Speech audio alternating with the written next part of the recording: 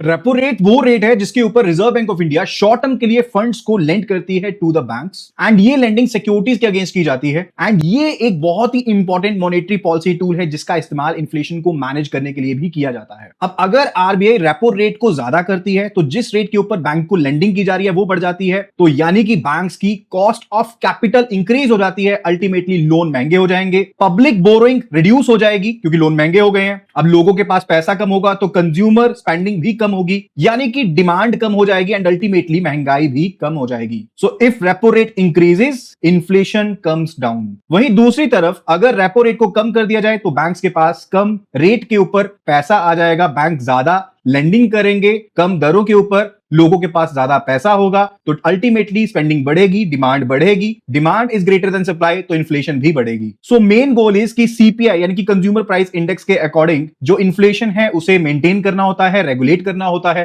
And repo rate monetary policy committee के द्वारा adjust की जाती है एंड बाय मंथली मीटिंग होती है, उसके बेस पर ये अनाउंस की जाती है। So it is just an accelerator और a brake for the inflation. ऐसी और वीडियोस के लिए फॉलो कर लीजिए। Happy learning.